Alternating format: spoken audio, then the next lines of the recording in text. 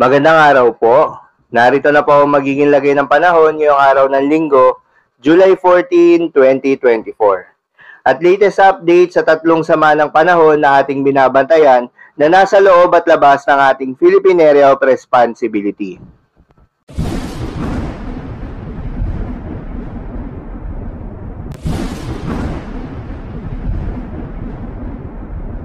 Sa kasalukuyan at ayon sa Pag-asa, patuloy pa rin ang pag-iral nitong southwest monsoon o hanging habagat at patuloy na nakakaapekto sa may western section ng Southern Luzon, Visayas at Mindanao. Dahil dito, asahan yung maulap na kalangitan na may kalat-kalat na mga pagulan at pagkidlat pagkulog. Habang mga localized thunderstorms naman ang asahan sa nalalabing bahagi ng ating bansa na madalas umiiral sa hapon hanggang sa gabi. Samantala, yung dalawang low pressure area na ating binabantayan na nasa loob at labas ng ating Philippine Area of Responsibility ay nagbabadya pa rin maging mga ganap na bagyo sa mga susunod na araw. Ang unang low pressure area na pinangalanan ng Joint Typhoon Warning Center na Invest 99W na nasa kanluran ng Mindoro at Palawan ay may medium chance na maging isang ganap na bagyo sa mga susunod na araw.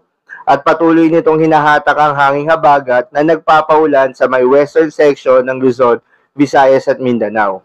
Ang nasabing low pressure area ay huling namataan ng Pag-asa sa layong 750 kilometers west of Coron, Palawan at kumikilos papalayo ng ating bansa patungo sa Vietnam.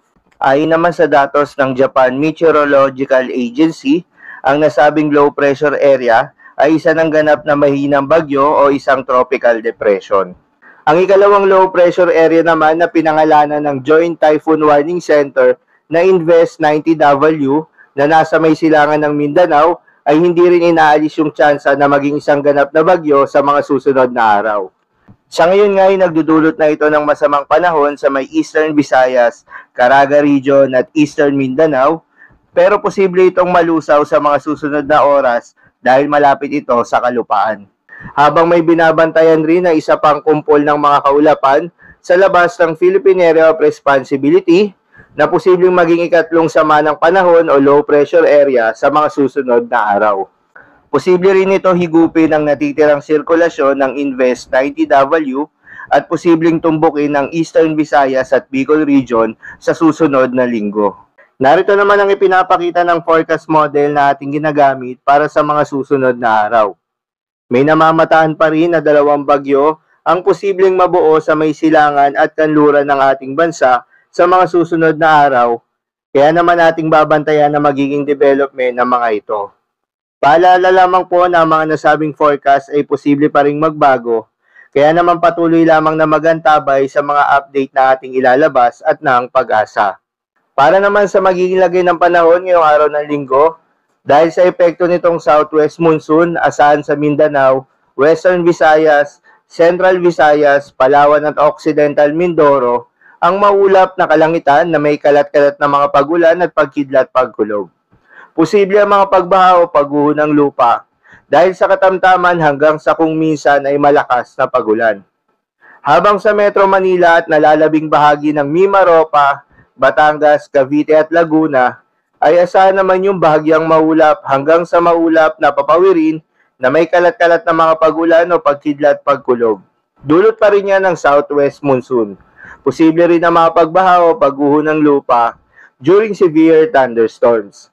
At sa natitirang bahagi naman ng ating bansa ay asahan rin yung bahagyang maulap hanggang sa maulap na papawirin na may kalat-kalat na mga pagulan o pagkidlat pagkulog. Dulot naman yan ng mga localized thunderstorms. Posible rin na mga pagbaha o pagguho ng lupa during severe thunderstorms. Pinag-iingat na po yung mga kababayan natin sa mga banta ng mga pagbaha o pagguho ng lupa, lalong-lalo na sa mga lugar na inuulan na noong mga nakaraang araw pa. Ugaliin rin na magdala ng payong o anumang pananggalang sa ulan kung kayo po ay lalabas ng inyong mga tahanan. Para naman sa lagay ng mga dagat baybayin, ayon sa Pag-asa ay wala namang nakataas na gale warning sa anumang seaboards ng ating bansa. Ngunit pinag-iingat na yung mga kababayan nating mangingisda na papalaot o yung may mga maliliit na sasakyang pandagat na maglalayag sa may western section ng Southern Luzon, Visayas at Mindanao dahil moderate to rough o katamtaman hanggang sa matataas na yung mga pag-alon dahil yan sa southwest monsoon o hanging habagat. Samantala sa ibang bahagi naman ng ating karagatan ay magiging banayad hanggang sa katamtaman pa rin yung mga pag-alon. So yun lamang po para sa lagay ng panahon ngayong araw ng linggo. Keep safe everyone.